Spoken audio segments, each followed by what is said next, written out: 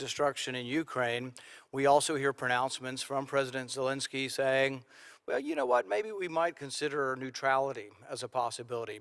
There could have been voices before this invasion, instead of agitating for something that we knew our adversary absolutely hated and said was a red line as recently as last September.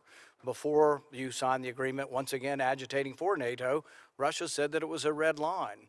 Now, there is no justification for the invasion. I'm not saying that, but there are reasons for the invasion, and I think it's added nothing. In fact, had Ukraine been in NATO, as you've advocated for and many others have advocated for, we would now have troops in Ukraine.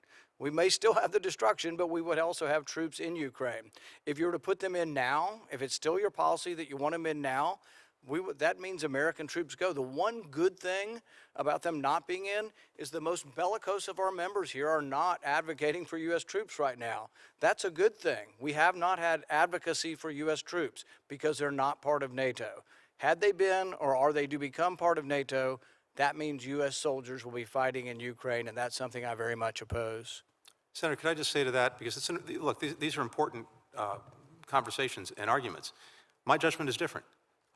If you look at the countries that Russia has attacked over the last years, Georgia, leaving forces in Transnistria and Moldova, and then repeatedly Ukraine, these were countries that were not part of NATO. It has not attacked NATO countries for probably a very good reason. You could also argue the countries they've attacked were part of Russia. Well, or were part of the Soviet Union. Yes, and I firmly disagree with that proposition. It is the fundamental right of these countries to decide their own future and their own destiny. And I'm not saying it's not, but I'm saying that the countries that have been attacked, Georgia and Ukraine, were part of the Soviet Union. And that does not give Russia part any of right the to attack Soviet them. Union since the 1920s. But that does not give Russia the right to attack them. On the contrary, No one's saying it does, but it really has nothing to do. From being part of this empire by force. Let me just say this, because I do think it's important.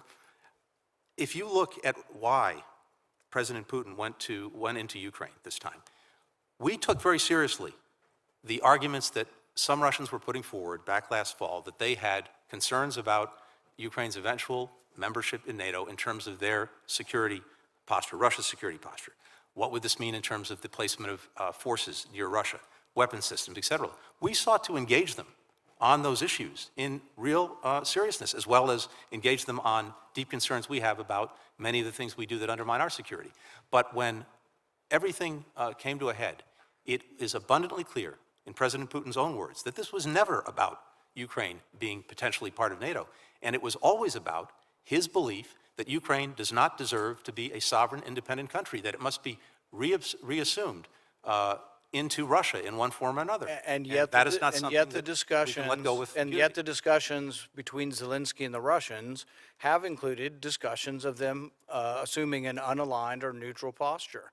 So that has been part of the discussion. And this is a sovereign decision for Ukraine to make. Yeah, but at the same time, we're all over the place, thinking we're coming to the rescue, and then maybe sometimes we're not. Maybe sometimes we're agitating for something like admission to NATO that makes it worse.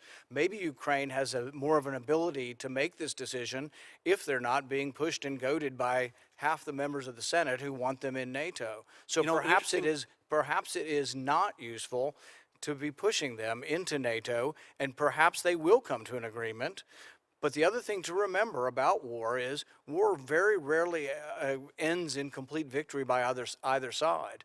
I'm proud of how well the Ukrainians have fought. I'm supportive of their cause. But I would say it's very unlikely they're going to now invade, take over Russia, and depose Putin.